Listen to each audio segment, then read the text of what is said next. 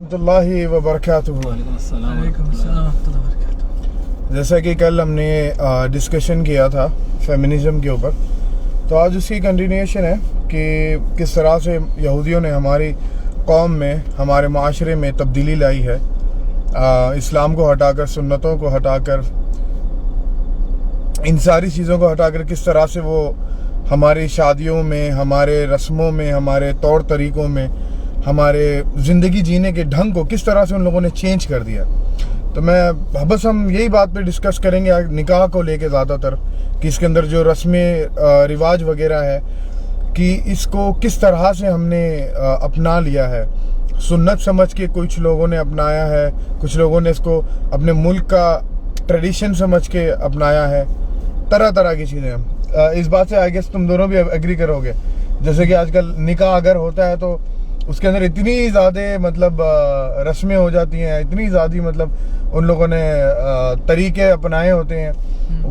वो वीडियोग्राफर का क्यों ना हो, वो किसी भी पर्दे से रिलेटेड हो या खर्चे से रिलेटेड हो, खाने पीने से रिलेटेड हो, सारी चीज़ों में। सबसे पहले इसमें हम हदीस जानते हैं कि अल्लाह के रसूल ने फरमाया कि जितना निकाह को आसान करो और आम करो, सही, ठीक है, और जितना कम उसमें खर्चा होगा उतनी उसकी बरकत होगी। हम देखते हैं इतने बड़े बड़े खर्चे करके वो सोना हमने सेट किया होता है कि इतने तोला सोना होना चाहिए, सारा कुछ होना चाहिए, और उसके बाद भी शादियां चलती क्यों नहीं है? क्योंकि आपने जिंदगी कर्जे से शुरू की, कर्जे से शुरू, ठीक है। आपके इतने पैसे तो नहीं थे, अगर जमा भी किए तो आपने पूरी यानी कि आपने इतनी कमाई थी जमा करके आपने इस एक दिन के लिए लगा दी। अब बाकी जिंदगी आप कर्जे से शुरू कर रहे हो, तो आप बीवी की चेहरा देखते हो तो आपको कर्जा नजर आता है, तो खुशी कहाँ से शुरू होगी? मतलब जो बंदा शादी करना चाहता है उसका ऑलरेडी वो कर्जा लेके शादी कर रहा है, और वो शादी करने के बाद अपनी बीवी के साथ मतलब जो उसकी महरम है उसके साथ वो एक हलाल रिलेशनशिप या फिर एक कह लो कि खुशी जो होती है, जो नई शादी की जो खुशी तो वो उसके अंदर नहीं आ सकती, क्योंकि उसके दिमाग के अंदर कहीं ना कहीं वो कर्जा भी रहता है कहीं ना कहीं। सही है। और आमिर, मैं ये जानना चाहूंगा कि अब तो सोच, अभी इसने बताया कि कर्जे का है, अब मेरे को ये बता कि ये कर्जा आता कहाँ से है? ये कर्जा आता कहाँ से नहीं, कर्जा, और ये कर्जे से क्या किया जाता है शादियों के? कर्जा लिया क्यों जाता है पहले ये हम जान लेते हैं।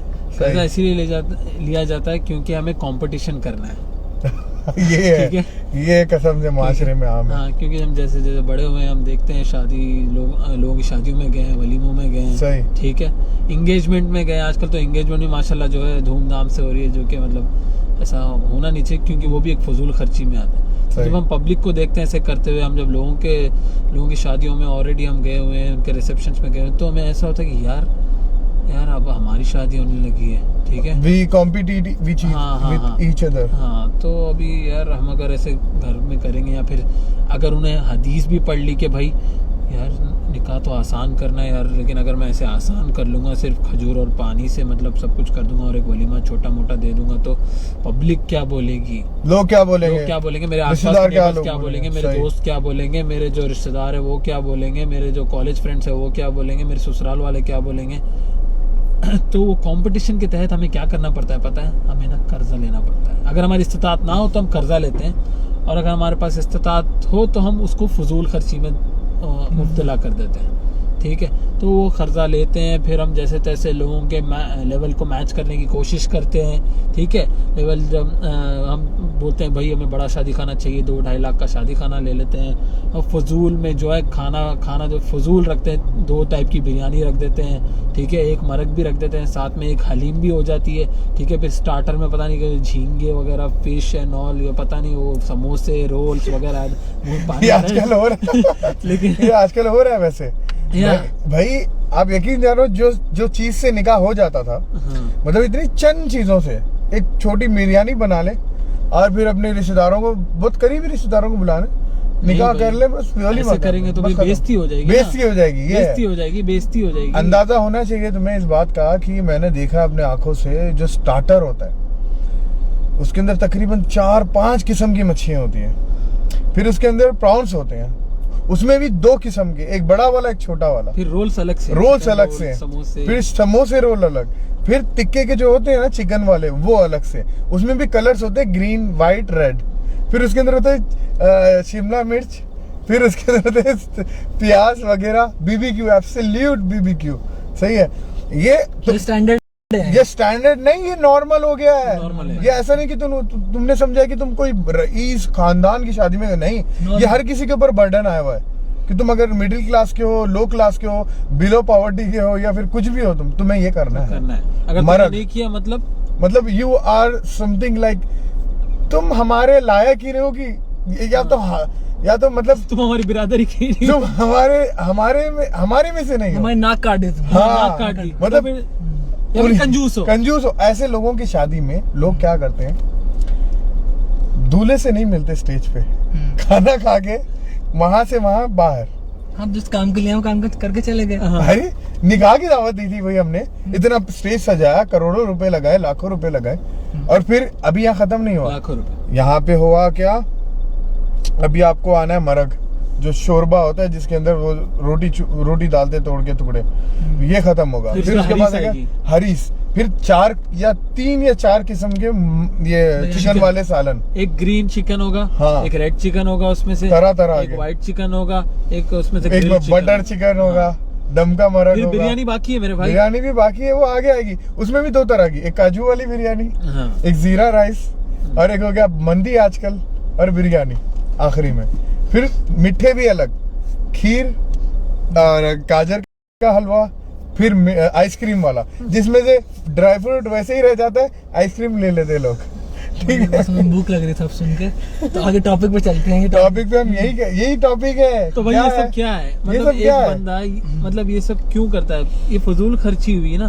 तो हम देखेंगे कि उस जमाने में जो सबसे अमीर आप सहाबा देखें, हज़रत उस्मान को ले लें, उनकी शादी के आप वाकया देखें, और उस जमाने के सबसे अमीर थे, और अब्दुर्रहमान इब्न औफ, ये दोनों अमीर के लिए माने जाते हैं। अब अल्लाह के रसूल सल्लल्लाहु अलैहि वसल्लम जा रहे हैं, सामने अब्दुर्रहमान इब्न औफ आते हैं, तो एक रंग देखा उन्होंने, मतलब बेसिकली परफ्यूम, उस पर रंग का देखा।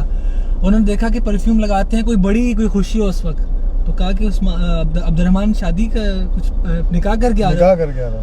तो उस वक्त निकाह किया, और उस वक्त के सबसे जो मेन बंदे थे अल्लाह के रसूल, उनको इनवाइट नहीं किया। तो हमारे रिश्तेदार जो बुरा मानते हैं कि हमको इनवाइट नहीं किया गया, तो रसूल सल्लल्लाहु अलैहि वसल्लम को इनवाइट नहीं किया, तब भी उन्होंने बुरा नहीं माना। और आगे वलीमा क्या कहते हैं, अब सबसे अमीर शख्स जा रहा है सामने मदीना का, उसको क्या कहते हैं कि वलीमा करना चाहे बकरी क्यों ना हो, नबी करीम सल्लल्लाहु अलैहि वसल्लम की ज़बान है ये एक बकरी भी क्यों ना, वलीमा कर लेना बस, वलीमा कर लो। और उसी को कह रहे हैं आप सल्लल्लाहु अलैहि वसल्लम, जिन्होंने निकाह में नबी को नहीं शिरकत फरमाई।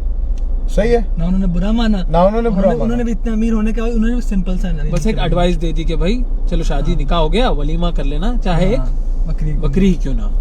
वाह, ये होता था पहले का निकाह, ये होता था हमारे इस्लामिक प्रॉपर निकाह जो हुजूर सल्लल्लाहु अलैहि वसल्लम के ज़माने में सहाबा लोगों ने। लेकिन हम तो नबी करीम सल्लल्लाहु अलैहि वसल्लम के गुलाम हैं, हम तो उनके आशिक नबी हैं। हाँ, तो आशिकी हम तो जहाँ दिखानी चाहिए वहाँ दिखाएं। हाँ, तो आशिकी जहाँ दिखानी चाहिए वहाँ दिखाओ ना। हम झंडे लेके घूमते हैं भाई। नहीं, हम सिर्फ मुंह से बोलेंगे ना, हम सिर्फ बोलेंगे, हम सिर्फ झंडा लहराएंगे। हम पहले चाहते हैं कि निकाह में चांद तारा डालेंगे, व्हीलिंग मारेंगे। तो निकाह में चाहिए क्या क्या, ये हमें पहले पता करना चाहिए। हाँ। ठीक है, निकाह के लिए है कि ला निकाह इल्ला बिवलीन व शाहिद है, कि 2 गवाह चाहिए, ठीक है, और वली चाहिए। वली लड़की की तरफ से, लड़का खुद वली होता है, लड़की को जरूरत नहीं होगी। अब जो है पैसे सारे लड़के की तरफ से आएंगे, वलीमा लड़के की तरफ से होगा, लड़की वालों का एक पैसा भी खर्च नहीं होना चाहिए। ठीक है, बेसिकली यहाँ पे जो रूल है इस्लाम का। मैं अब एक पैसा मतलब यहाँ से मुराद है कि मतलब कुछ भी नहीं। इवन जो निकाह का जो होता है ना, उसमें भी अगर आप आजकल जिस तरह का निकाह हो रहा है, मतलब मस्जिद में या फिर कहीं भी हो, तब आपकी तरफ से आप कुछ भी रख दो, उसमें भी आप ये कहो कि भाई कि आपके लड़की के वालिद को कि भाई मुझे मतलब मेरी तरफ से खजूर या पानी जो भी है मस्जिद में इंशाल्लाह इंतज़ाम कर देंगे। उसके बाद वलीमा आप अपने हिसाब से कर लो, मतलब आपने बस लड़के ने महर देना है, ठीक है, निकाह करना है। और महर के अंदर भी मेरे लड़की का बाप बोलेगा, लड़की के बाप ने एक आइडियल अमाउंट फिक्स कर रखा है 50,000, जैसे कि नबी करीम सल्लल्लाहु अलैहि वसल्लम ने फरमाया कि ये हक सिर्फ लड़की का है, चाहे मर्दी जो भी हो, उसका बाप भी उसे नहीं कह सकता कि तुमने क्या मांगना है। हत्ता के लड़के वाले अपनी हैसियत बताएंगे, हम इतना दे सकते हैं, असल है नहीं कि वो डिमांड उन्होंने कर दी तो लाजिम उतना ला के देना। नहीं, वैसा भी ये तो जुल्म हो गया, जैसे अरब में होता है, हाँ, अरब में महर की लानत है और यहाँ और पर ये हमारे यहाँ दहेज की लानत दहेज की है। दोनों मुवाजना चल रहा है। दोनों तरफ, यहाँ पे एक शौहर के लिए मसला है, वहाँ पे औरत के लिए मसला है, बीवी के लिए, ये चीज़ है। और दूसरी चीज़ मैं ये पूछना चाहूँगा आप लोगों से कि देखो आजकल अगर देखा जाए तो शौहर जब एक मर्द लड़की से शादी नहीं करता, निकाह, एग्जैक्टली निकाह जब तक नहीं होता, तो according to my knowledge India Pakistan में क्या कहते हैं, वो लोग एक दूसरे से मिलवाते नहीं है, एक दूसरे को दिखाते नहीं है, ठीक है, सही बात है। लेकिन नबी करीम सल्लल्लाहु अलैहि वसल्लम की हदीस के मुताबिक इफ आपको कोई लड़की पसंद आई है अपने खानदान के साथ जाकर, एक मर्तबा लड़का और लड़की अपने महरमों के साथ बैठ के एक दूसरे को देख सकते हैं। एक महरम भी हो तो काफी है, लेकिन ये अलग चीज है। और एक बार नहीं, मल्टीपल टाइम जा सकते हाँ। हैं, उससे सवाल कर सकते हैं, उसकी इंटरेस्ट पूछ सकते हैं, कुछ भी पूछ सकते हैं, कुछ भी पूछ सकते हैं साथ में, लेकिन महरम की शर्त है। हाँ, महरम शर्त। दूसरी चीज ये यहाँ पे हो गई हलाल चीज।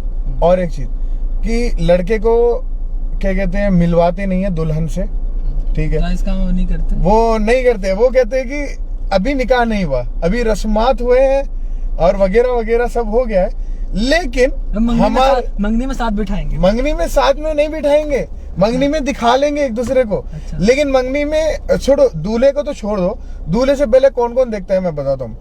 दूल्हे के भाई वगैरह, दूल्हे के छोटे भाई वगैरह, बड़े भाई वगैरह, चाचा वगैरह, फूफा, मतलब माशाल्लाह जितने भी नामहरम लोग हैं पूरे सारे पूरे दुल्हन सब देखेंगे, के सब सिवाय देखेंगे, दूल्हे के। सिवाय दूल्हे के सबके सब देखेंगे। सब इन सबसे पहले कौन देखेगा, इन सबसे भी पहले वीडियोग्राफर देखेगा। माशाल्लाह हमें सेटिंग करनी ना, स्टेज से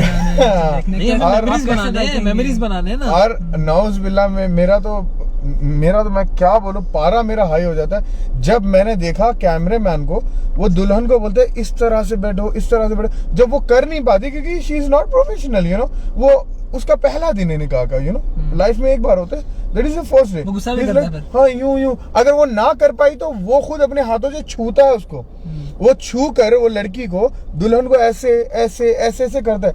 मैंने कहा सामने उसके महरम खड़े भी होते हैं, अरे महरम बोलते हैं, वो जो करते हैं वो करो। हाँ, तब गैरत खत्म हो जाती है उस टाइम गैरत खत्म। ये हमने, और वो बेचारा दूल्हा जिसकी शादी होने वाली है उसके साथ, उसको तो देखना ही नहीं है भाई, अगर उसने देख लिया तो पूरा खानदान खत्म। ये क्या हो गया, ये कोई बड़ा अजाब आ गया कुछ, इतना डेस्परेट है लड़का। हाँ, गंदे गंदे नाम भी होता है कि भाई मंगनी हो भी, मंगनी पहले इस्लामिक है ही नहीं, पहली बात तो है ही नहीं, तो मंगनी हो भी गई ना तो उस गांव के उस एरिया के अंदर ना उसमें उसका दाखिला ममनू है जब तक वो रुखसती ना कर ले, तब ये नहीं कभी एक निकाह भी हो जाए, बेशक मंगनी के बाद निकाह भी हो जाए, जायज भी हो गया दोनों का मिलना, तब भी उस वक्त आने नहीं देते जब तक रुखसती ना हो। मतलब उतना उन्होंने मतलब ये चीज को वो किया हुआ है, जबकि निकाह के बाद एवरीथिंग इज नॉर्मल फॉर हम देखेंगे दहेज की चीज हमारे ऊपर आई कैसे, ठीक है, हम देखेंगे हम लोगों का बहुत ज्यादा अरसा हिंदुओं के साथ गुजारा, ये बात सही है। अभी जो चीजें ट्रांसफर होती हैं, अब जहाँ पर रहते, इस माशरे में रहते हो, आपके अंदर चीजें ट्रांसफर होती हैं, तो उनकी रसूमात में क्योंकि उनके अंदर विरासत का हिस्सा नहीं है। इस्लाम में औरत को विरासत मिलेगी, पर उनके विरासत का हिस्सा नहीं है, सब कुछ बोलते हैं यहाँ से जारी हो, जो ये सब कुछ लेके जाओ। वो चीजें यहाँ पर आ गई, हमने भी अपना लिया, विरासत हम नहीं देंगे भाई, सारी विरासत हड़प लेंगे और हिंदू रस्म के मुताबिक भाई इतना दहेज हमने देना, और फिर डिमांड होगी, मुझे क्या डिमांडें फिर क्या होती हैं? डिमांडें होती है, देखो अगर मैं बताऊं, मैं तो हैदराबाद से ताल्लुक रखता हूँ, हमारे यहाँ होता है क्या कहते हैं, चप्पल, जूता, पान जो थूकते हैं उसको गालदान कहते हैं वो, और क्या कहते हैं उसका बनियान, उसका वो वॉशिंग मशीन कपड़े धोने के लिए, और क्या कहते हैं उसका खाने पीने का बर्तन वगैरह सेट होता है पूरा, चाय की कप्स वगैरह भी, और क्या कहते हैं हर टीवी, फ्रिज, पूरा इंटीरियर डिजाइनिंग करके पूरी देनी है। नहीं, पता है क्या क्या चीजें होती है, शॉर्ट में बोलता हूँ, एक घर बन चुका है, ठीक है, सामान चढ़ाना है, अच्छा, वही सामान है बस, खलास। किसने कहा? लड़की वालों ने कहा। हत्ता कि जो तो पैर घसता है ना जब डोर के पास, क्या कहते हैं, डोरमैट जो होता है, वो भी रखना है, डोरमैट भी भाई लिस्ट जाती है दूल्हे वालों के पास, बाज़ाब्ता जो दूल्हे का जो अब्बू होता है ना, वो लिस्ट रेडी होता है, हाँ भाई क्या AC, और याद करो यार क्या, वॉशिंग मशीन से, हाँ, front load washing machine, front load, ऊपर वाली नहीं चाहिए, फ्रंट लोड चाहिए, AC, विंडो नहीं, स्प्लिट, टन भी लिखेंगे, 2.5 टन, ठीक है, ऐसे चलता है। गाड़ी कौन सी चाहिए? पल्सर 150। अब्बू 150 नहीं 220। अच्छा 2, क्योंकि मैंने जिंदगी में सिर्फ 125 चला है मुझे अभी 220 चाहिए। मैंने जिंदगी में अटलस साइकिल नहीं चलाई। अब्बू आपने तो मुझे दिलाया नहीं, एटलीस्ट उसमें तो लिखो हाँ। लिस्ट में 220। ऐसे चलता है। ये जिंदगी का उसूल निकाह का। और जिना, ओहो, शर्म की बात है कि हमारे मुल्कों में, इंडिया पाकिस्तान वगैरह में, इतने अमूमन अगर आप रोडों पे चक्कर लगाओगे, इतने सस्ते से लेके महंगे होटल्स वगैरह हैं। इस बात से ये भी एग्री करेंगे आमिर कि हर होटल के अंदर चलती होटल किस वजह से आमिर? होटल से कहाँ पे? यहाँ बहरीन में? बहरीन में नहीं, इंडिया पाकिस्तान में हो या बहरीन में, दुनिया की कोई भी जगह ले लें आप, होटल माशाल्लाह होटल तो चलती है लव बर्ड्स से, लव बर्ड्स जो कि निकाह नहीं करे हुए होते। ये जो हराम रिलेशनशिप्स वगैरह हैं, ये जिना के अड्डे हो गए बेसिकली। होटल्स बनाए किस लिए गए थे? जो मुसाफिर होते हैं वो अपने खानदान वालों के साथ जब अगर किसी मुल्क में जाते हैं घूमने फिरने के लिए, तो वो रहने के लिए उनका रहाइश के लिए वहाँ पे होता है, क़याम करो यहाँ पे थोड़े दिनों के लिए। लेकिन आजकल वो नहीं, यहाँ तो कुछ और ही क़याम हो रहा है कुछ और ही क़याम हो रहा है। और दूसरी चीज अफसोस की बात ये है कि ये इतना आम हो गया है, इतना आम हो गया है कि निकाह की बात इतनी सख्त हो गई है, इतनी मुश्किल हो गई है निकाह की बात करना, और इतना आसान जिना हो गया है। इसके ऊपर कुछ रहनुमाई कर दें। ठीक है, मैंने इतने हराम रिलेशन में कल हमने बताया खुद ने कि इब्लीस खुद, वो जो दो नामहरम होते हैं उनके पीछे खुद इब्लीस आता है। इब्लीस आता है। अब वो आपस में चाहता है कि हराम है जब तक साथ में रहे, जब हलाल की तरफ आएगा वो दूर करने की कोशिश करेगा। ठीक है, तो इसीलिए यानी कि निकाह को इसलिए मुश्किल वो खुद ही कराता है कि पहले ये डिमांड है, फिर इतने महीने तक वो टेस्टिंग होती रहेगी, फिर निकाह के बाद भी इतने महीने बाद रुखसती होगी। वो उसको चाहेगा जितनी हलाल चीज़ है उसको प्रोलॉन्ग किया जाए और उतना इसको महंगा किया जाए कि लोग उसकी तरफ सोचें जब वो 30 साल के हो जाए, जब वो एकदम यानी आधी उनकी ज़िंदगी जा चुकी हो, फिर हम सोचे हाँ अब हम लोग इतने डेवलप हो चुके हैं, हम शादी करेंगे।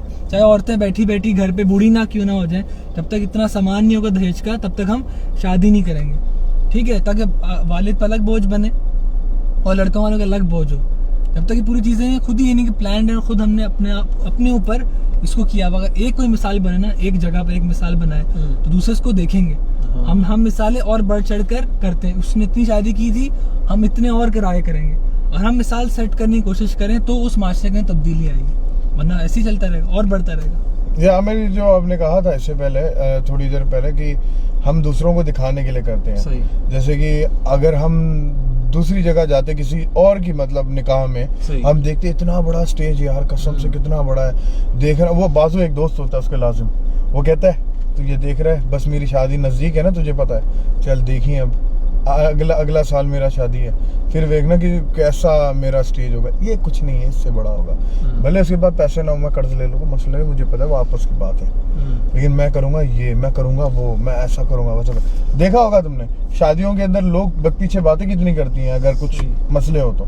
सही सही। इसमें क्या होता है पता है, बंदा क्या करता है, कर्जे वगैरह लेके माँ बाप को लोन वगैरह दिलवा के, सोना वगैरह बेच के, जो भी करता है, ठीक है, एक दिन का राजा वो बन जाता है। सही। लेकिन फिर जिंदगी उसकी जो है कर्ज फेंटने में, जलालत में, टेंशन में, प्रेशर में, इवन माँ बाप, सारा घर ही इसके में मुब्तला हो जाता है। मुझे एक बात, सवाल का जवाब दे दो आमिर, कि ये जो हम लोगों को दिखाने के लिए या रिश्तेदारों को दिखाने के लिए इतने करोड़ों रुपए, इतना लजीज खाना, ठीक है, करोड़ों भी है भाई, लाखों तो हमारे दौर में शायद छोटे रहने हमने देखा होगा।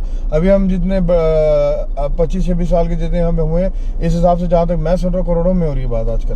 खैर वो तो अमीरों का है मसला, अभी तो वही कर रहे हैं इतनी बड़ी बड़ी शादी। खैर मेरा सवाल ये था कि ये जो हम रिश्तेदारों को दिखाने के लिए, दोस्त और अहबाब को दिखाने के लिए और बाकी लोगों को दिखाने के लिए जो हम इतने करोड़ों रुपए खर्चा, लाखों रुपए, हज़ारों रुपए भरे, जितने भी पैसे खर्चा करते हैं, फजूल खर्चा ही होगा ये। Of course. तो ये जो करते हैं हम लोगों को दिखाने के लिए, इसका फायदा क्या होगा? मतलब अगर हमें जिंदगी में कभी पैसों की जरूरत पड़ेगी शादी के बाद, तो वो हमें देंगे? नहीं, कोई आपके वक्त पे कोई आके खड़ा नहीं होगा, नहीं खड़ा होगा। भाई नहीं। हमने तुम्हारे लिए इतना पैसा इकट्ठा किया, हमने अपने ऊपर मुसीबतें ली, हमने तुम लोगों को दिखाने के लिए इतना कर्ज लिया है, हमने तुम्हें बताया नहीं ये बात, ये हमारे आपस की बात है।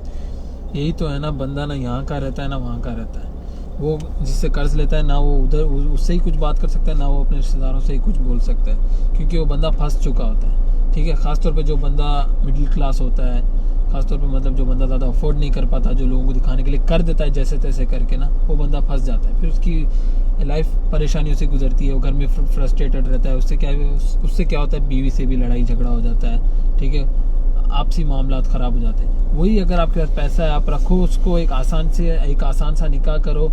ठीक है ना, अपने दुल्हन वालों को परेशान करो ज़्यादा, ना कुछ दहेज लो ना कुछ दो, क्योंकि अल्लाह ताला ने बोला है कि जिसकी किस्मत में जितना खाना है, जितनी किस्मत में जितना जो कुछ भी है वो मिलके रहेगा, रिस्क तो उसके नसीब में है, उसके नसीब में उसको मिलेगा। चाहे यार फिर आपको किस चीज़ की ज़रूरत है, लड़की वालों से आपको लेने की ज़रूरत पड़ गई।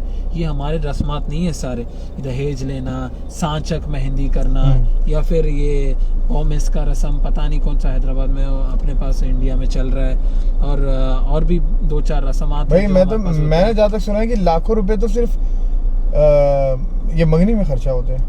एंड मंजे एंड ऑल जो हम लोग करते हैं, ये सब हमारे रस्मात नहीं है। हम लोग इंडिया में रह और ये क्या है आमिर, लड़की की जो बहनें होती हैं, लड़की की जो बहनें होती हैं वो उसके लिए नामहरम है दूल्हा या महरम है? ऑफ कोर्स सबसे बड़ा नामहरम तो दूल्हा ही है लड़की की बहनों के लिए, लेकिन लड़की की बहनें ऐसा समझती है कि जैसे कि पता नहीं कोई सुपरस्टार है दूल्हा, आके उनका हाथ वगैरह पकड़ना शुरू ये सुन्नत, ये मतलब ये नबी करीम सल्लल्लाहु अलैहि वसल्लम अगर इन चीजों को देखते, देवा के बारे में कहा है ना देवा को अल्लाह के रसूल मौत का है ना अपनी साली के लिए।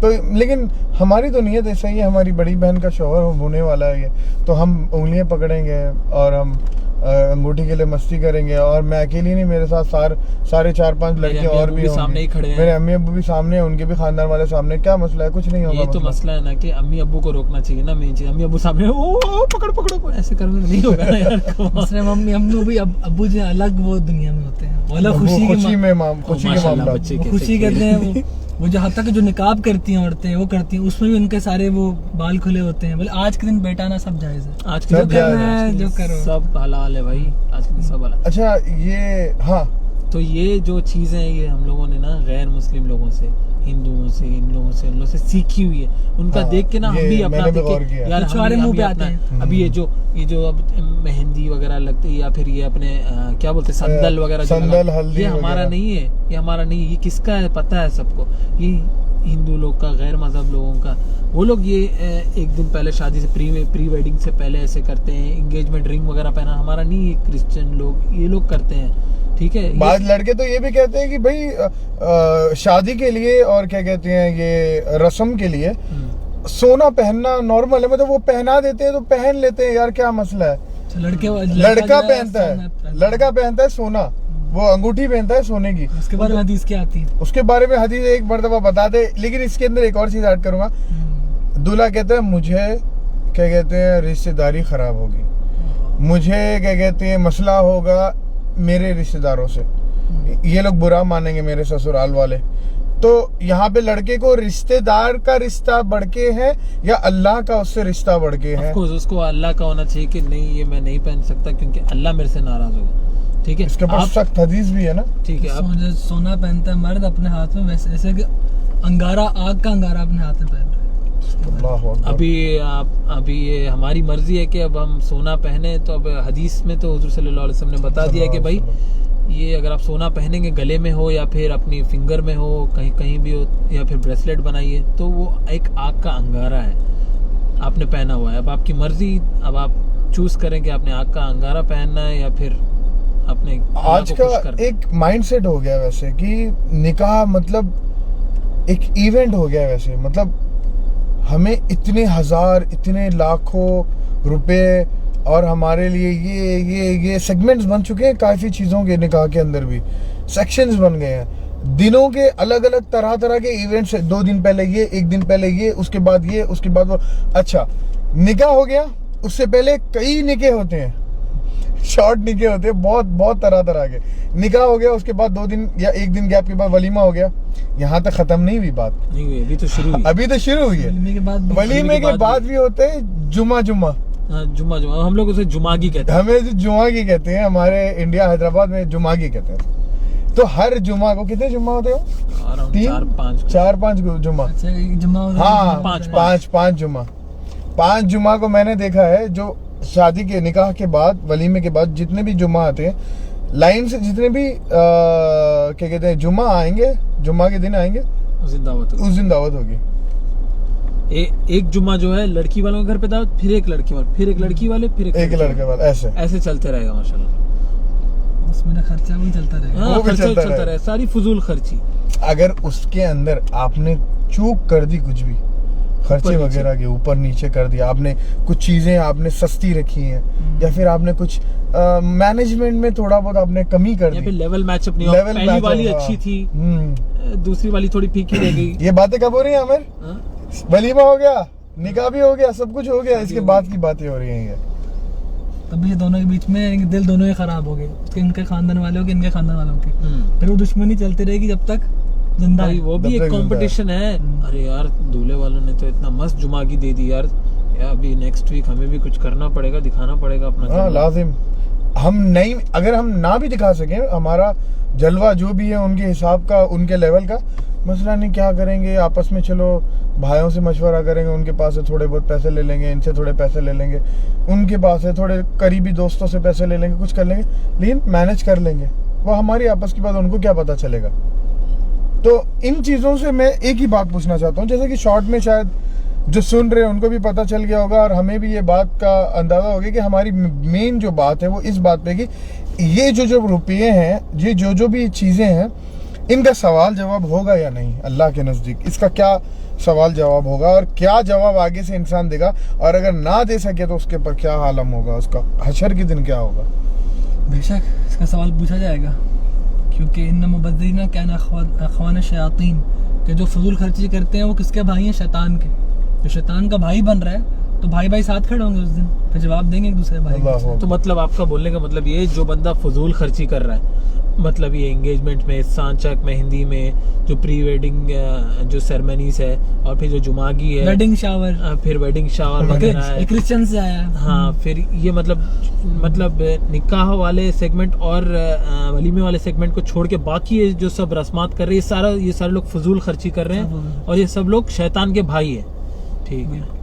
और इनके पास अपनी खुद की एक है, अगर हमने किसी ने बोल दिया कि ये सारी चीज़ें सुन्नत से साबित नहीं है, ये सारी चीज़ें कुरान और हदीस में हमें नहीं नज़र आती, हमें नहीं मिलती, ये इनोवेशन है, ये बिदात है, ये चीज़ें अच्छी नहीं है, तो वो कहते हैं कि ये इस्लाम से मत रिलेट करो इन चीज़ों को, ये हम हमारी खुशी के लिए कर रहे हैं, ये एक out of happiness, out of Joy, हम ये खुशी के लिए कर रहे हैं। तो इसके ऊपर भाई आप दोनों से ये कि ये खुशी है क्या रिलेशन रखती है, मतलब ये नॉर्मल है? खुशी उस दिन की सिर्फ चेहरा दिखाने के लिए खुशी है बस वो, और बाकी पूरी जिंदगी के लिए वो सिर्फ उदासी है। या फिर उस दिन हम सिंपल निकाह करके बरकत भी लेके आ जाए निकाह के अंदर, और अपनी जिंदगी आगे संवार लो, या उस दिन को सब लोगों को दिखा कर अपनी आगे जिंदगी खराब कर लो, चॉइस आपकी होगी। सही है, मतलब अगर, लेकिन इसके अंदर एक और सवाल तो ये अभी भी रह गया कि अगर ऐसा हमने किया तो क्या होगा। अगर हमें किसी ने बोला ये हम हमारी खुशियों के लिए कर रहे हैं, ये हम आउट ऑफ हैप्पीनेस, हमारी खुशी है इसलिए कर रहे हैं, इसको मत जोड़ो, और इसके अंदर लगते हैं डीजे गाने, क्या सही बोल रहा हूँ ना? सही। वलीमे से पहले तक हर रस्मात जो होती हैं, फॉर एन एग्जाम्पल एक फर्ज करें कि अगर आपकी शादी होने वाली है 10 दिन के बाद है, अभी से आपके घर में और वो लड़की के घर में, दोनों के घर में हर रात होता है ढोलक, हर रात होती है गाने वाने शाने, सारी चीजें बजती हैं। आपका रुख सुन्नतों की तरफ है, बेसिकली निकाह सुन्नत है, ठीक है, निकाह सुन्नत है। नबी करीम सल्लल्लाहु अलैहि वसल्लम ने फरमाया निकाह आधा ईमान मुकम्मल करता है एक इंसान का। इनकी फराइज, इनकी फजीलतें इतनी है बेशुमार है, ठीक है। वो तो किसी को पता ही नहीं है यहाँ पे, फजीलतें नहीं पता, लेकिन हैप्पीनेस पता है कि हमने डीजे लगाना है उस टाइम पे जब निकाह हो रहा है। किस चीज में मिल रही है? फजूल खर्ची में, जो कि नहीं करना। खुशी मिल रही है डीजे में, जो कि नहीं करना है। खुशी मिल रही है ऑर्केस्ट्रा में डांसर्स को बुला के, जो कि नहीं करना है। खुशी मिल रही है ये कजन्स को बुला के नचवाना गानों के ऊपर, कजन्स को, और लड़कियां अलग अपना स्टेज पे नाचती हैं। घरों के अंदर की बात कर रहा हूँ, ये तो बड़े अमीर लोग जो होते हैं वो तो स्टेजों पे सबके सामने नचवाते हैं अपने घर की बेटियों को। लेकिन हमारे आपस के माशरे में जो मिडिल क्लास या लो पॉवर्टी वगैरह, ये लोग क्या करते हैं, अपने घरों के अंदर, अपने आंगनों के अंदर अपनी बेटियों को, अपनी बहनों को नचवाते हैं ये गाने लगा के। बोलते कि जेंट्स बॉयज नॉट अलाउड, हम ही नाचेंगे। मतलब अगर लड़कियां नाचती हैं तो गुनाह नहीं है, अगर लड़कियां लड़के मिलके नाचिए तब गुनाह है, ऐसा कुछ है। और हमारे पास ना गुनाह है। और हमारे पास ना एक माइंडसेट बन गया। हमारे पास ना एक बैंड बाजा है, उसका नाम मरफा है। ऑलमोस्ट मतलब जो लोग हैं ना हमारे पास, आवाम समझती है मरफा हलाल है, ठीक है। वो समझती नहीं, वो समझ, देखो बाजा है एक हाथ की तफरी, ठीक है, वो ठीक है। लेकिन हमारे पास होता क्या है, पैनो होता है, पैनो होता है। उसके अंदर जैसे कि नौज़ुबिल्लाह मिन ज़ालिक, हमारे इस्लामी वली जो गुजरे हैं, जो सेंट, हम इंग्लिश में जिनको कहेंगे, जो एक वली है, वो एक नेक इंसान जिनका नाम अब्दुर्रहमान था, और जिनको लोग अमूमन तौर पे ख्वाजा गरीब नवाज के नाम से जानते हैं, उनके नाम की पैनो बजता है, उनके नाम का, मैं हूँ ख्वाजा की दीवानी। और ये पैनो बजता है ना तो सारे नाचते हैं।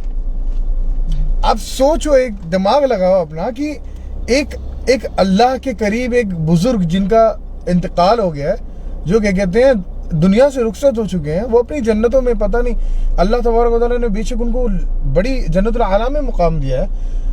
हम ये उम्मीद हमारे दिलों में है ये कि वो होंगे जन्नतुल आला में। लेकिन आप उनके नाम पे कोई एक कवाली या नशीद या कोई नाद बनाकर, एक तो वो पढ़ रहे फजूल के अशारों के साथ, वो एक अलग गुनाह, प्लस यहाँ पे गानों के अंदर, पैनों के अंदर ख्वाजा की दीवानी बजाकर पैरों के अंदर, वो सारे यार कसम से मैं कह रहा हूँ इतना नाचते हैं, सोच है। फिर वापसी में जाते वक्त वो क्या गाना है, बाबुल की दुआएं, ये गाने लगा के पैनों के अंदर लड़की को रुखसत करवाते हैं। तो मैं ये सोचता हूँ कि तुमने निकाह किया अल्लाह का नाम बिस्मिल्लाह करके, नबी की सुन्नत से, ठीक है, नबी की सुन्नत से, वो आला सुन्नत से बढ़ के क्या सुन्नत हो सकती है। उस सुन्नत से तुमने अपनी बेटी को किसी एक गैर महरम को महरम बना दिया अपनी बेटी के लिए, जिसके साथ वो पूरी जिंदगी आखिरी सांस तक रहने वाली है। और जब रुखसती हो रही है उस नेक सेरेमनी पे, वो नेक इवेंट में जब आपकी रुखसती होती है तो बाबुल की दुआओं से होती है। दूल्हे का सहरा तो मैंडेटरी है। बाबुल कौन है? एक है गाना, पता है, वो बॉलीवुड का, वो अगर आपने दूल्हे का सहरा नहीं लगाया, वो गाना नहीं लगाया, तो आपका निकाह नहीं होता वहाँ मुकम्मल। मारेंगे, पकड़ के मारेंगे। फर्ज ऐन है, फर्ज ऐन की तरह है, लाजिम में गाना होना चाहिए। और जब तक आपने खर्चा नहीं किया, दूल्हे वाले भेजेंगे दुल्हन को पैसे, दुल्हन के कपड़े, दुल्हन को देंगे 20-25 तोले सोना, या फिर ले लो 10 ग्राम या 15 ग्राम सोना, ठीक है, तोले 15 तोले 10 तोले सोना, और जूते चप्पल लड़की के सब कुछ। फिर लड़की वाले भी यही करेंगे, लड़की वाले अपनी तरफ से सब कुछ देंगे, हत्ता कि फर्नीचर, हत्ता कि आप ले लो, कुछ लोग जो किराए के घर में रहते हैं वो लोग अपने लिए एक ज़ाती मकान पूछ लेते हैं। जिन्होंने अपनी ज़िंदगी में एसी दूसरों के घरों में नहीं देखी, वो अपने घर में एसी मंगवाते हैं जब शादी होती है। जिन्होंने कभी ज़िंदगी में ऑटो नहीं पकड़ा, वो कहते हैं हमें स्विफ्ट चाहिए या फिर फॉर्च्यूनर चाहिए। इस तरह की, मुझे क्या लगता है पर्सनली कि लड़की वाले खुद ना लड़की वालों को बढ़ावा देते हैं, क्योंकि लड़की वाले इस तरह से पेश आते हैं लड़के वालों से, मतलब ऐसे डाउन टू अर्थ, झुक के, जैसे कि हम मतलब आपके नीचे दबे हुए, हम आपके नीचे आप बताएं कि हम क्या आपकी खिदमत करें। जब लड़की वाले इस तरह से करते हैं ना, तो यहाँ पे मामला खराब हो जाता है। यहाँ पे लड़के वाले फिर ऐसे हो जाते हैं, हाँ भाई, हाँ हाथ खुला है, हाथ खुला है, चलो भाई लिस्ट बनाओ, ऐसे होता है। तो यहाँ पे क्या सीन है पता है, लड़की वाले और लड़के वाले दो हाथ से ताली बजती है। पहले लड़की वालों को ये होना चाहिए, जो वालिद साहब अगर लड़की के हैं तो उनको ये पता रहना चाहिए कि जो भी मेरी बेटी है इंशाल्लाह मैं उससे शादी करूँगा, ठीक है, जो निकाह आसान करेगा, जो सुन्नत पे चल के करेगा, ठीक है। फिर अगर उसको रिश्ते आए भी लड़की को, ठीक है, रिश्ते आ रहे हैं, वो चीज़ें मांग रहे हैं, तो आप क्या करो, वो निकाह आगे मत बढ़ाओ लड़की का, ठीक है। आप इंतज़ार करो, आप दुआ करो, आप सब्र करो, नहीं नहीं, मेरी बेटी को मतलब अच्छा नेक लड़का, जब एक कोई नेक लड़के का रिश्ता आएगा ना, मांगे खुद नहीं मांगे कुछ भी। अगर आप सामने से दोगे भी ना, नहीं मैं मेरी वो बेटी कभी को ये नहीं देना मांगेगा, वो चाहता, तो कभी नेक नहीं लड़का बोलेगा नहीं नहीं मुझे कुछ नहीं चाहिए, मुझे सिर्फ आपकी बेटी चाहिए। इन लोगों आप में भी उल्टा, एक है, उल्टा आप बताएं, आपको आप कुछ- अपनी बेटी से बताएं, पूछ के बताएं कि मैं उनको कितना क्या क्या महर क्या दूं। क्या दे सकता ये हूं एक मैं। नेक लड़के की सिफत है। नहीं नहीं, इसके अंदर भी एक है, हाँ हम हमारी खुशी से देना चाहते हैं। आप अगर कहोगे कि नहीं देना है, तो भी नहीं हो सकता कुछ भी है। हमारी ये एक लौती बेटी है, ये हमारी आखिरी बेटी है कह लो, हम देना चाहते हैं, ये हमारी खुशी है, हम आपको बेशुमार देना चाहते हैं। देखिए जैसे कि नबी करीम सल्लल्लाहु अलैहि वसल्लम ने फरमाया, दहेज देने वाला, लेने वाला, इसको बढ़ावा देने वाला, इसके अंदर शामिल होने वाला सब बराबर के गुनहगार हैं। सही है आमिर भाई? बेशक। और मुझे ये हदीस याद आ गई कि नबी करीम सल्लल्लाहु अलैहि वसल्लम ने सहाबा को फरमाया कि 3 कौमें अलग अलग तरह से निकाह करती हैं, एक यहूदी और एक क्या कहते हैं निसारा जो कि ईसाई, और तीसरे हमारे मोमिन मुसलमान। साहबा ने फरमाया इनकी कैफियत क्या होती है निकाह करने के लिए? तो नबी करीम सल्लल्लाहु अलैहि वसल्लम ने फरमाया कि जो यहूदी होता है वो माल को देख के निकाह करता है, और नबी करीम सल्लल्लाहु अलैहि वसल्लम ने फरमाया जो नसारा है, जो ईसाई है, क्रिश्चियन है, वो खूबसूरती देख के निकाह करती हैं, और जो मोमिन होता है वो दीनदारी देख के निकाह करता है, और तुम्हारे लिए बेहतर है कि तुम दीन देख कर शादी किया करो। समझ आई? ये हदीस हमारे पल्ले ही नहीं पड़ती, ये हदीस हमारे जहनों में ही नहीं है। जब हम लड़के को देखने के लिए जाते हैं अपनी बेटी के लिए, तो हम ये नहीं देखते कि वो अपनी मस्जिद के अंदर कितनी वक्त की नमाज पढ़ता है, उसके रोज़े क्या है, उसके अखलाक क्या है, उसका तरबियत क्या है, उसका ख़ानदान क्या है। बस देखेंगे भी तो क्या देखेंगे? ये पैसा कितना कमाता है, इसकी गाड़ी कौन सी है, इसका ख़ानदान भी देखेंगे तो अखलाक वाला, दीनदार वाला ख़ानदान उस लिहाज से नहीं देखेंगे, देखेंगे इस लिहाज से कि इनका ख़ानदान अमीर कितना है, इनकी प्रॉपर्टीज कितनी है। मेरी बेटी अगर कल को क्या कहते हैं, अगर उसको बच्चे होंगे, कुछ भी होगा, तो उनके लिए प्रॉपर्टीज कितनी है। इतनी लंबी फ्यूचर प्लानिंग होती है, इतना सब कुछ देखते हैं। नमाज क्या है वो हम नहीं देखेंगे, हम लड़के के अंदर कितनी हदीसें उसको याद है, कितने उसको सूरे याद है। अगर किसी ने भी अपनी बेटी देने से पहले अगर लड़के को ये पूछ लिया, बेटा कोई भी कुरान का 10 सूरा हमें हिफ्ज़, जो तुमने हिफ्ज़ किया होगा, कोई भी 10 सूरे मुझे पढ़ के सुना दो, उसकी उम्र क्या होगी निकाह के वक्त? 25 साल तो होगी ना मिनिमम। मैं कहता हूँ कि 25 साल के लड़के को कोई भी 10 सूरे कुरान के नहीं आते होंगे, तो ये क्यों नहीं पूछा जाता, ये क्यों नहीं देखा जाता कि तुम्हें कितनी कुरान आती है? अच्छा, तुम्हारे अंदर इतनी शर्म नहीं है कुछ कि तुम इतनी बड़ी लिस्ट देते हो लोगों के सामने, तो तुम इतना नहीं कर सकते कि लड़के को बोलो कि खड़े हो और नमाज का तरीका पढ़ के सिखाए, मुझे पढ़ के बताएं कि अत्तहियात में क्या पढ़ा जाता है। सजदे से उठने के बाद कई लोगों को नहीं पता क्या पढ़ते हैं, सिर्फ ये पता है सजदा करते हैं सुबहाना रब्बिल आला, फिर उठ जाते हैं, कुछ नहीं पढ़ते, फिर उसके बाद में फिर सजदा करते हैं सुबहाना रब्बिल आला। ये चीजें इतनी बारीक है। अगर आप बोलोगे कि ये भाई तुम नमाज पूछोगे लड़के को कैसे पढ़े? अच्छा, शर्म आ रही है? ये दहेज देते हो शर्म नहीं आई तुम्हें? ये जो तुम दहेज दे रहे हो इसमें शर्म नहीं कुछ? तुम नबी की लानत अपने ऊपर ले रहे हो, तब तुम्हें कुछ शर्म नहीं आ रही? ये चाहिए, वो चाहिए, ऐसा होना चाहिए, वैसा होना चाहिए, हमें ये वो। लड़के का नमाज का तरीका पूछ लिया, शर्म की बात है। लड़के से 10 सूरे को कुरान के पूछ लिए, शर्म की बात है।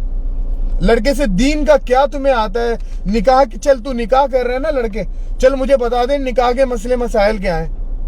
बीवी के 10 हुकूक बता दे हदीस से, अपने, तू शौहर है, तेरे अपने हुकूक मुझे बता दे।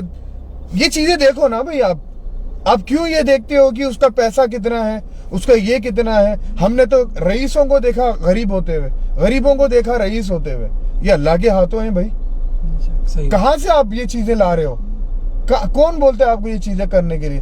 अब शादी हो गई, अभी लड़की आ गई, अभी लड़की आई तो लड़की के कहते हैं कि भाई हमारे पास तो देखो ये रस्म है, ये चीजें होती है कि भाई हमारी लड़की जो है, हमें जो लड़की चाहिए वो खूबसूरत चाहिए, हमें जो लड़की चाहिए स्लिम फिट चाहिए, हमें जो लड़की चाहिए एकदम उसके बाल भी ऐसे ना हो, उसके बाल ऐसे होने चाहिए, उसके बाल वैसे होने चाहिए, उसकी फिगर ऐसा होना चाहिए, नौजुबिल्लाह, उसके मतलब हर चीज भाई। ये आईब्रोस, आंखें, नाक खड़ी होनी चाहिए, कोई ऐसी नाक नहीं होनी चाहिए क्या कहते हैं वो क्या मैं कह रहा हूँ, ये टोन स्किन का गोरा होना चाहिए, और अपना क्या कहते हैं, लड़की की चलन ऐसी होनी चाहिए, हाइट इतनी होनी चाहिए। अच्छा, अपने घर की खातूनों को लेके जाते हैं, जो उनकी घर में खातूनों में जो लंबी होती है ना, उनको लेके जाते हैं, कहते हैं कि इसके बाजू, ये लड़की के बाजू खड़े हो जाना, देखना कि हमें मापना है तुम कितनी लंबी हो। फिर वो अपने घर में आके बोलेंगे कि गीबत करेंगे अपनी लड़की, वो लड़की की, देखा हम जो लड़की देखने गए थे ना, वो हमारी वाली से थोड़ी छोटी है, थोड़ी लंबी है। अच्छा, तुमने देखा वो लड़की अच्छी है, सब बराबर है, ठीक है, लेकिन नाक थोड़ी ना चपटी है, थोड़ी अंदर है, ये हड्डी नहीं है नाक में, ये एकदम खड़ी थोड़ी साथ ले नाक भी ठीक करके आ जाना था। और उसका वजन थोड़ा, मुझे लगा कि थोड़ा ज्यादा वजन है, मुझे लगा कि उसके बाल थोड़े कम है, लगा कि थोड़ा स्टाइलिश लग रही है मुझे, समथिंग, यू नो, मेकअप ज्यादा किया हुआ है। हाँ, मेकअप थोड़ा ज्यादा किया, क्या पता बहुत तेज हो भाई, मेकअप किया हुआ है, क्या पता तेज हो, बहुत खतरनाक हो ये लड़की, चालू लड़की हो। खैर है भाई, तेरे लिए उसने मेकअप किया है, क्या पता उसने तुम्हें खुश करने के लिए, आ रहे हमें जज करने के लिए कोई खानदान वाले, चलो हम अच्छे दिख जाते हैं आज के दिन, तो क्या उसके लिए इतना भी हक नहीं कि वो सही बन के रहे, सच के रहे। देखा उसकी सैंडल, देखा उसके कपड़े कैसे थे, ये उसमें पॉजिटिविटी कुछ नहीं निकाली, सारा कुछ नेगेटिव निकाली। अगर कुछ पॉजिटिव होगा ना, उसको भी नेगेटिव बना देंगे। देखा चाय कैसे लेके आ रही थी, देखा कैसे हंस के बात कर रही थी, भाई इतना जल्दी फ्री हो रही है। और अगर वो बात नहीं करेगी, हाँ बहुत फ्रैंक है, अगर वो बात नहीं करेगी तो बोलेंगे नहीं, तो बोलेंगे थोड़ा ईगोस्टिक है लड़की, मतलब थोड़ा बात नहीं करती, हाँ सवाल का जवाब देती, चुप हो जाए। और अगर बात करना शुरू कर, नहीं बहुत बातूनी है यार, बहुत बातूनी है, देखो कितना बात कर रही है। अगर खामोश बैठे कुछ ना बोले तो क्या है इसका मसला, तो बात ही नहीं करती है कुछ। भाई जा तेरे अपने रूम में, चल अपनी जगह रहे, हमसे ना बात। ये कोई बंदा बात कर ले, कुछ पूछ के देख ले, ये क्या ऐसा। और कुछ लोग तो आज के आने वाले सालों में इंशाल्लाह ये भी होगा कि वेट मशीन ले जाएंगे और स्केल ले जाएंगे, मापेंगे नाक कैसी है, मुंह कैसे है। एक को तो बोला कि इसके होठ अजीब है। मुझे तो लगता है उनको शर्म करनी चाहिए, अपने घर में देखो, अपने घर में भी बेटी हैं, ठीक है, ना भी हो तो हो सकती है उनको, उनके घर में अगर ऐसे ही आके उनकी बेटियों को कोई जज करेगा, उठो बैठो, चल के दिखाओ, बोल के दिखाओ, ये करके दिखाओ, तो कैसे लगेगा। उनको सोचना चाहिए यार, जब खुद पे गुजरती है ना तब पता चलता है, ठीक है। अब तो हमारे पास लड़का है, अब हम लड़की देखने जा रहे हैं, तो चलो हम जो मर्जी आए कर रहे हैं, लेकिन उनको ये भी नहीं भूलना चाहिए कि हम जो करते हैं ना वो वापस पलट के हमारे पास भी आता है। तो जिनके पास बेटियां हैं, हाँ, जो अपने बच्चों के लिए लड़कियां देखने जाती हैं, उनको ये समझना चाहिए कि भाई कल को हम पे भी वो वक्त आएगा, तो हमें ना ये चीज को आसान बनाना चाहिए। नहीं, हमें आसान क्यों बनाना, हमें चाहिए मॉडल लड़की। और अगर वो मॉडल भी हो जाए तो ये मॉडल क्यों है, ठीक है, ये ऐसे क्यों है, इतनी ऐसा क्यों, ऐसे इतनी खूबसूरत क्यों है, ये इसके बाल इतने फैशन वाले क्यों है, ये इसकी आंखें इतने फैशन वाली क्यों है। चलो ठीक है, घरेलू लड़की है ये घरेलू लड़की, अरे यार इसका ये सही नहीं है, अबे यार इसके बाल अजीब से हैं, कसम से कैसी है, थोड़ी हैवी नहीं लग रही, थोड़ा वो चेहरे पे अट्रैक्शन नहीं है एक्चुअली, यू नो, वो मेरे भाई के साथ जमेगी नहीं, जबकि उसका खुद का भाई उसको जबकि वो दूल्हा, ठीक है, वो दूल्हा जिनको दूसरी बार घर में जिनको खाना नहीं पलट के देखते, तो कोई दूसरी बार खाना नहीं देगा, उसकी गली का कुत्ता उसको पलट के नहीं देखता, उसके लिए इतनी अच्छी लड़की ढूंढी जा रही है। उसकी आंख ऐसे होने चाहिए, उसके बाल ऐसे होने चाहिए, और जब दूल्हे को देखो उसको दूसरी बार कोई सलाम नहीं करता, ठीक है। ऐसे लड़कों को ऐसी लड़कियां चाहिए। अब बताओ, और है कुछ भी ऐसी भी लड़कियां हैं जो क्या कहते हैं, हमें लंदन वाला चाहिए, अमेरिका वाला चाहिए, ऑस्ट्रेलिया वाला चाहिए, हमें यहाँ नहीं जिंदगी गुजारनी, बाहर जाना है, हमें ये करना है, वो करना है, भले ही वो लड़का पता नहीं क्या हो, जैसा भी हो, हमें फर्क नहीं पड़ता, बस हमें ले जाए वहां पे, बस। सही। आजकल देखो इसी बहरहाल हमारी टॉपिक का तो यही मोटो है कि देखो जितना आसान निकाह होगा, जिस तरह सुन्नत से साबित है, और जिस तरह से नबी करीम सल्लल्लाहु अलैहि वसल्लम ने फरमाया कि अपने निकाह को आसान करो, बहुत आसान करो, और नबी करीम सल्लल्लाहु अलैहि वसल्लम की मुंह से निकली बात चाहे मर्जी दुनिया मिलके अगर उसके खिलाफ जाए तब भी वो बात गलत नहीं होगी, उल्टा जहन्नुम में उसका ठिकाना होगा। और नबी करीम सल्लल्लाहु अलैहि वसल्लम ने फरमाया कि जो इंसान सस्ती से सस्ती सादगी में जो शादी करता है, निकाह करता है, उसका निकाह अल्लाह के नज़दीक कबूल भी है, अल्लाह के नज़दीक बरकतों वाला भी है। अल्लाह ताला बरकतें भी नाजिल करता है। जिस तरह से भाइयों ने बताया कि ये जो हिंदुओं का रिवाज हमने लिया हुआ है, तो मैं यही कहूँगा कि हिंदुओं का रिवाज जिसने लिया है उसी तरह से हम अपने आप में सोचते हैं कि ये एक ट्रेडिशन है। नहीं, ये ट्रेडिशन ही, ये हिंदुओं का रिवाज है, कसम से हिंदुओं का रिवाज है। और दूसरी चीज, हम अपने रिवाज को छोड़ के दूसरों का रिवाज देख रहे हैं, इसका गुनाह तुम्हें लाजिम होगा। और नबी करीम सल्लल्लाहु अलैहि वसल्लम ने फरमाया, जो जिस कौम के हिसाब से चलेगा, जिनके पीछे जाएगा, अल्लाह ताला हशर के दिन वही कौम के पीछे इनको रखेगा। नौज बिल्लाह मिन ज़ालिक, अगर हम मुसलमान हैं और हम इन चीजों के अंदर जो मेजर इवेंट्स होते हैं हमारी जिंदगियों के, जैसे कि निकाह, अगर इनके शरायत अगर हम हिंदुओं के, काफिरों के हिसाब से लेके जाएंगे इनको, तो हमने उनकी अताअत की है, नबी की नहीं की है। बेशक। जब बाप ने बेटे को बोला ये कर, तो बाप की बेटा नहीं सुन के दूसरों की सुन रहा है, तो बाप को कितनी तप चढ़ेगी। तू मेरा बेटा होगी, तू मेरी नहीं सुन रहा, और मेरे मुंह के आगे तू दूसरों की सुन रहा है, दूसरों का काम कर रहा है। ये आपस में इंसानियत है कि हम हमारे लोगों को कुछ बोलेंगे तो हमारे अंदर एक पॉजिटिविटी होती है कि तू मेरी है तो मेरे हिसाब से करना, ठीक है, तू दूसरों के हिसाब से क्यों करे। अच्छा, शौहर बोलते बीवी को, ये तू बीवी मेरी है तो मेरे हिसाब से चल, तो दूसरों के पास कैसे जा सकती है मेरे से बिना पूछे। तो यहाँ पे नबी से पूछे बगैर तुम कैसे ये गंदी हरकतें कर सकते हो। और इसको तुमने, ये तो है इतनी गंदी चीज है, लेकिन इसको इतना खूबसूरती से तस्मे पेश किया है कि लोगों को ये एक नॉर्मल एकदम, यही तो है निकाह। ये शादी है। निकाह की बात कौन करता है, शादी है। अल्लाह माफ करे, निकाह एक का हुआ था, एक का निकाह हुआ था, काजी आया था, असर की नमाज के बाद निकाह हुआ था। तो निकाह होने के बाद क्या कहते हैं, वो चला गया, उसके जितनों को बुलाया था उसने, वो सारे आए। एक लड़के ने फोन किया उसको, उसके दोस्तों ने फोन किया, भाई क्या हुआ। उसने बोला यार तुम लोग आए नहीं, मेरा निकाह हो गया। तो उसने बोला अरे अबे क्या मसला है, आज रात में तेरी शादी थी ना, क्या हुआ। उसने बोला कि मेरा निकाह हो गया। बोला अच्छा छोड़ ना, तो शादी कब है। वो बोल रहे कि निकाह हो गया। वो कह रहे शादी कब है भाई। तो फिर उसने बोला अच्छा वो रात में जो स्टेज पे मुझे बैठना है लोगों से मिलने के लिए, शायद वो पूछ रहा है। हाँ वो तो रात में है 9 बजे के बाद। अच्छा कौन सा फंक्शन हॉल का नाम बता। ये आज तेरी शादी में आऊंगा तो नाचूंगा, भाई तेरा मैं दोस्त हूँ, ये वो बंदा कह रहा है मेरा निकाह ऑलरेडी हो गया। कहता यार शादी तेरी आज रात में, निकाह हो गया तो क्या हुआ, शादी है ना तेरी, शादी में हम आएंगे, लाजिम शादी में आएंगे, वलीमे में ना आए मसला नहीं, हम शादी में जरूर आएंगे। वलीमे की लाजिम जो दावत है वाजिब है, यहाँ पे फर्ज है निकाह।